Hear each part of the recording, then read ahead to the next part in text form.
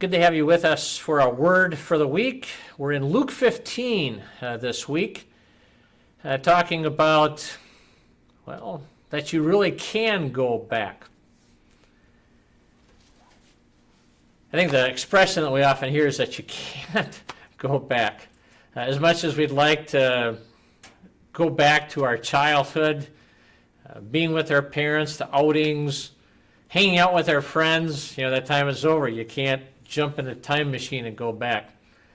Sometimes it's even because of something tragic, maybe an accident where our lives have changed and we can't reverse things, or maybe even something awful that's been done, so that the people in our lives are not going to look at us, or we can't look at them like we did before.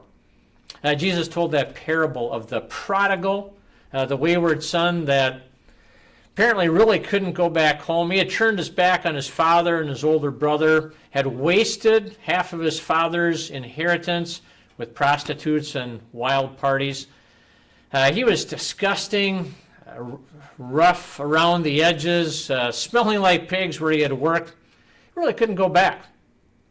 But he did, or at least he tried, and there was his father looking for him and running out to meet him, and slipping on his finger the signet ring, kind of like the check signing privileges, a robe over his stench or in place of that, and welcome him back as a son in spite of his waywardness, in spite of his sins.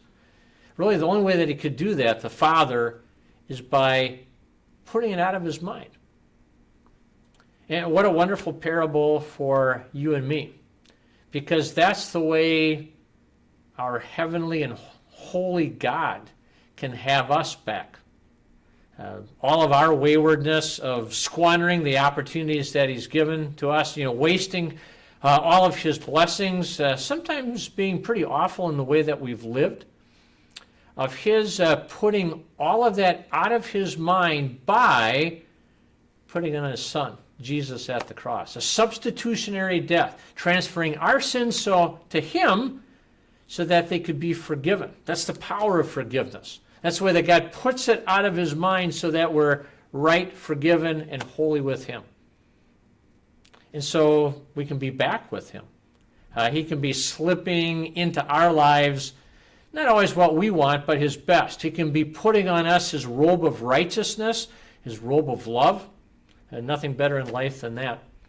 And even giving us what we need to hear from him, that we're precious and valuable to him as his very own children. Really comes to us through worship and word and sacrament. That's the way that the Lord keeps us back with him. In fact, even as his children, he can repair some of the things that we thought were unrepairable. It's good to be back. It's good to be God's children, fully forgiven in the way that only he can make that possible. Blessings on being able to get more of that message this weekend. 9 a.m. live stream. Be with us in person, 5:30 on Saturday, and of course on Sunday morning as well.